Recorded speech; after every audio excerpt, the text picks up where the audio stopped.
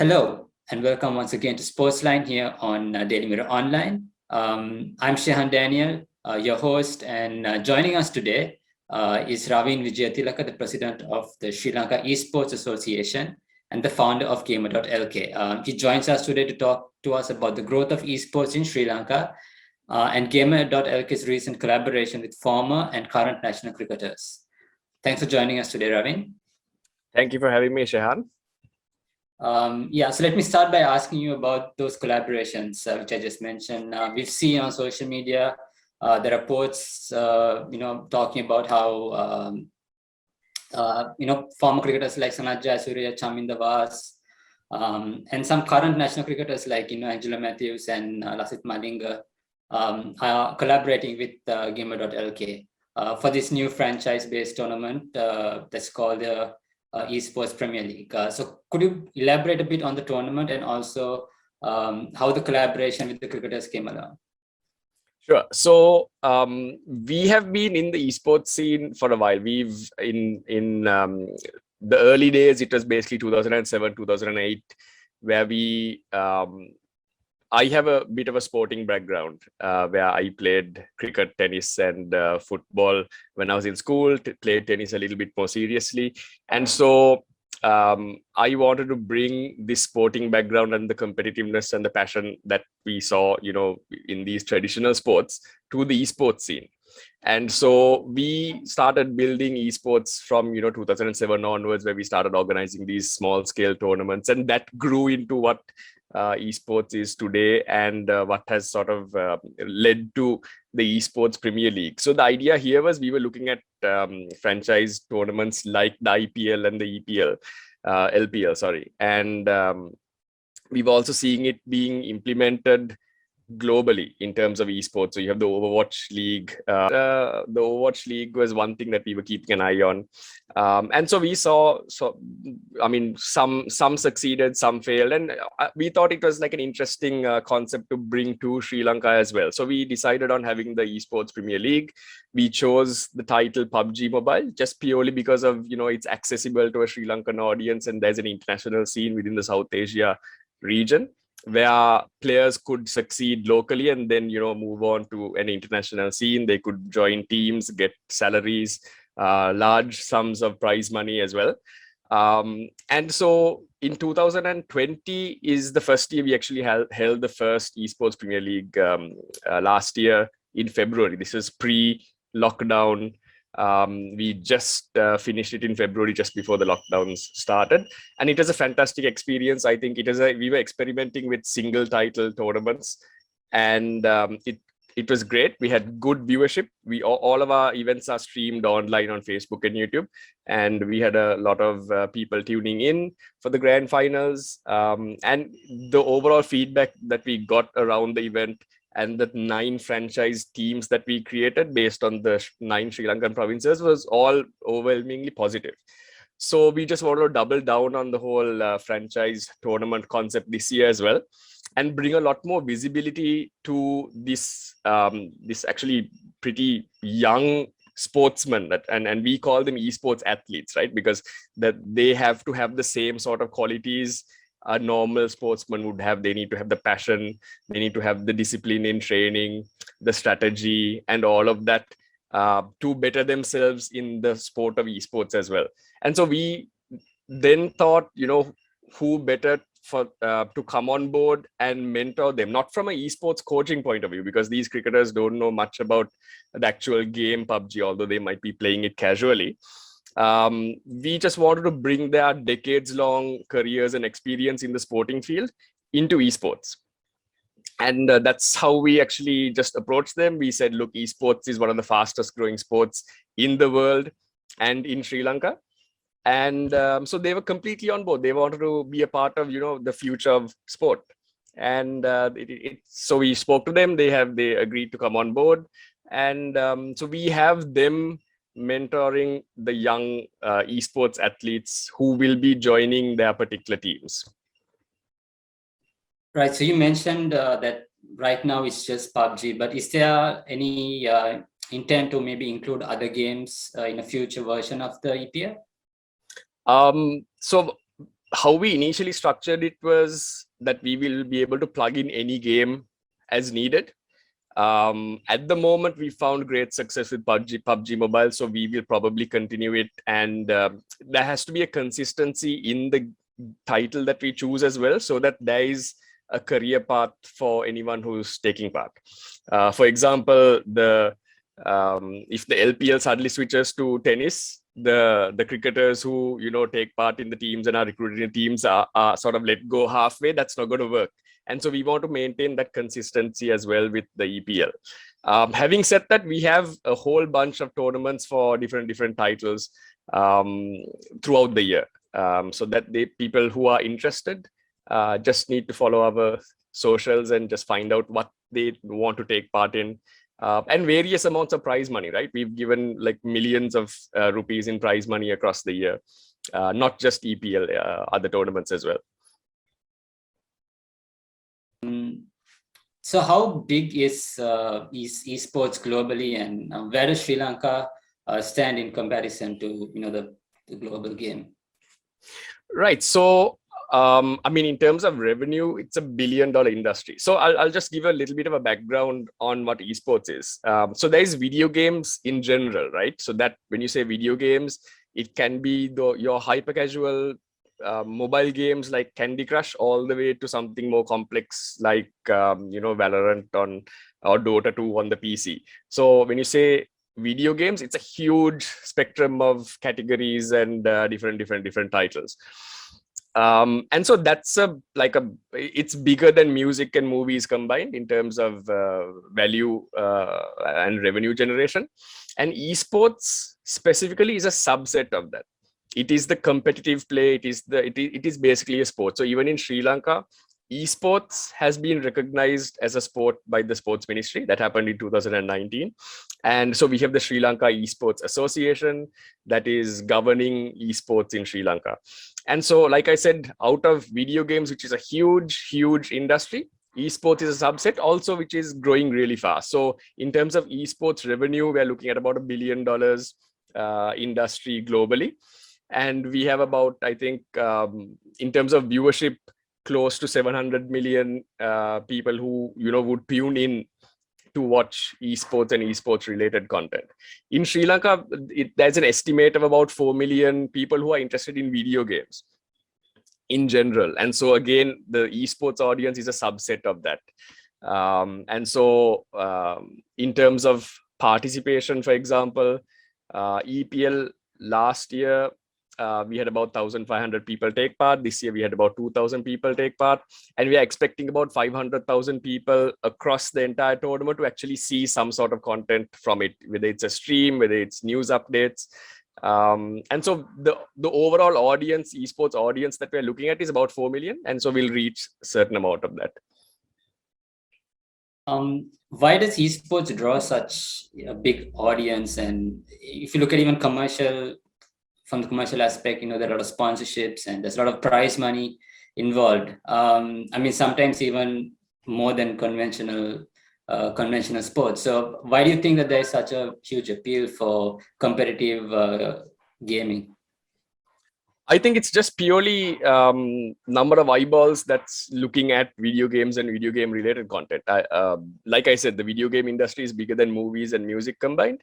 That means the number of people spending on gaming, the number of people watching it is huge.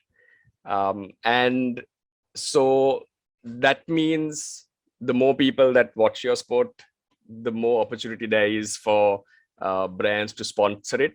And brands sponsoring tournaments means more opportunity for the players and the tournaments to actually, make a bigger offering. So it goes hand in hand. The number of people who take part and watch it goes hand in hand with how big you can make a sport. And so that's the kind of balance that we've been. It's not an overnight thing that happened. We've been at this since 2007, like I said.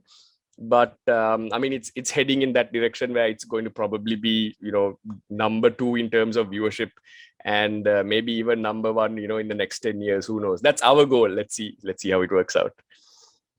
So you mentioned about how esports was recognized as a sport by the sports ministry in 2019. So what kind of challenges did you face in getting that endorsement, and how has that really benefited the sport? Sure. So we started communications with the sports me, and by we I mean the Sri Lanka eSports Association. So that's something I founded in 2010. I am currently the president. And we started conversations with the sports ministry like back in 2010. We used to have conversations with then sports ministry secretaries just to create awareness, right? Just to say, okay, this sort of sport exists. It's a huge deal globally, and we don't want to be left behind in Sri Lanka when globally it becomes a huge it's a huge movement. We don't want to be left behind in Sri Lanka. And so the challenge was just, getting the sports ministry to understand what esports is. It was very easy at that time for them to just say, okay, it's video games, it's something that kids play, and just dismiss it. Whereas it was something much more than that. You don't associate esports as a kids game anymore, because actually our audience is 18 to about 25 is our biggest age group of the people that actually take part competitively, which is interesting. And so the challenge was just creating that awareness, creating that understanding. I remember, it was various different angles we approached it from. It was meetings, it was proposals, we invited like sports ministry secretaries to our larger events as chief guests, just to show them, the number of people that are taking part in tournaments. And so this is 2010 onwards. Closer to 2017, 2018, we started approaching the National Olympic Committee. So the National Olympic Committee was very supportive. We actually got an opportunity to take part in the Asian Games, where esports was included as a demonstration sport. This is back in 2018. So by demonstration sport, that means it's not yet a medal sport. That was back in 2018. And so the National Olympic Committee, like we were talking to them, and everything just aligned. And we were able to officially send an esports athlete to the Asian Games, and he represented the country. That was officially signed off by the NOC, that was signed off by the sports ministry. And so that was sort of a big stepping stone in getting esports recognized as an official sport. So 2019, September or so, we were recognized as the 70th sport in the country. Challenges still exist, of course. Just because the sports ministry recognize us doesn't mean everything is hunky-dory immediately. There's a big sort of perception battle that we are in, where people still think it's casual pastime. I think the same sort of issues that cricket went through way back in the day, where I think parents and in general, they wanted kids to study and not play cricket outside. We are going through the same we are repeating history with a different sport, of course. Yeah, that's a more long-term sort of thing that we need to look at. We've also seen that esports has become a viable profession also. If you see, there are professional teams, there are clans that, they compete in tournaments worldwide. And I mean, you get online streamers now who, they basically make money off playing video games. How long do you think it will be before that becomes a norm in Sri Lanka, or has it already? We are very close to reaching that stage. And so one thing that we're doing with EPL is I think with the awareness created, we will get to that point very fast. So as an example, India already has a very established, and I mean, it's debatable whether to call it mature, but that is already happening in India. And so there are some Sri Lankans who have already joined Indian teams, been recruited by Indian teams, formed teams in India, where they are getting like steady pay, right, for being an esports athlete. And so they have companies that will invest as sort of a business opportunity, because there is a big viewership in India that's going to see their content, and then they'll convert it into either sponsorships or they'll flip it as a business. In Sri Lanka, we are getting there. So at the moment, it's like there are about 9 main clans in Sri Lanka, which are basically esports organizations, competing organizations that take part in these different tournaments. And they've been very passionate over the last 10 years or so in building their brand over time. And so we are now seeing the sponsorships slowly come in, where they can actually convert all of that time and money that they've spent into some sort of return at some point. But yeah, I think the bigger picture is sort of the South Asian scene and maybe a little bit beyond that, where if you create a global organization in esports, you have a really good chance of, getting steady pay, getting investors coming on board, and just having a lot of visibility. Let's say you have an audience in India watching your gameplay. That means big numbers, right? And so that's where we're looking at a sort of a South Asian region strategy. Yeah. All right. We've seen the effects of the pandemic on other sports. Most sports leagues and tournaments, both internationally and locally, they've come to a standstill. They're just returning back to normalcy. But we've kind of seen a boom in esports globally. Was there an effect of the pandemic on esports in Sri Lanka, or was it the same with Sri Lanka, where you've seen a growth? And what's the future outlook like for esports in Sri Lanka? Sure. So again, I'm going to break the answer down into 2 different categories. One is video games in general, and then the subset of esports. So video games in general, there was a huge boom. So people were stuck at home. They had nothing to do. So it's either they get on their PC and play games, or they get on their mobile phones or consoles and play games. And so game publishers, I think, saw a huge uptick of people who are online, people who are taking part in games. And, therefore revenue climbed in significant ways for them. So what happens with esports is it is more about the organized tournaments, and there is a big broadcast and production side of things, where you need to have a certain amount of physical events as well for that full production attraction, right? So for example, globally, when there is a multi-million-dollar tournament happening, always the finals, or at least the semi-finals, the last stage of the tournament, would be held in a physical location where all the players would come in. There would be interviews, there would be couch sessions.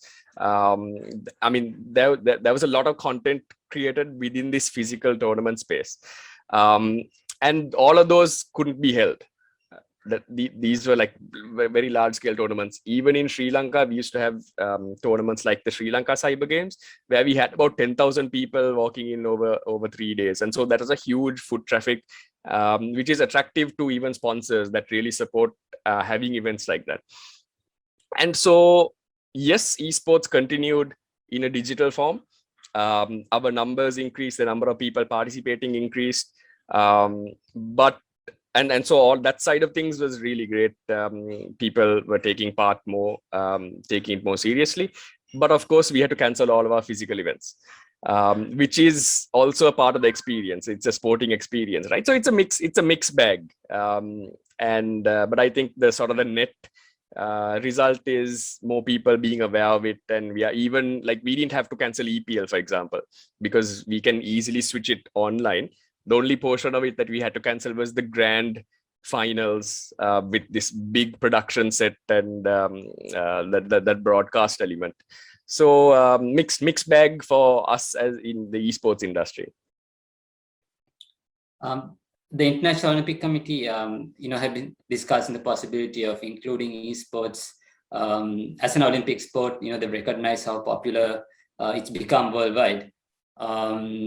Do you think it's time that esports was included in the Olympics? And do you think it's something that Sri Lanka could potentially excel at? So it's a topic that has been debated quite a bit. And the Olympic Committee is heading towards it. So they have a Olympic Committee group that is actually doing research into bringing in esports into the Olympics at the main Olympics. This year with Tokyo 2020, they actually introduced the Olympic Virtual Series, which is video games, but very related to each of the respective sports. For example, e-racing is something that they introduced under the OVS, the Olympic Virtual Sports Series. So that is, you don't get into a physical car, but you are basically at home or in some remote location, and you have it's a PC game. It is GTR, if I'm not mistaken.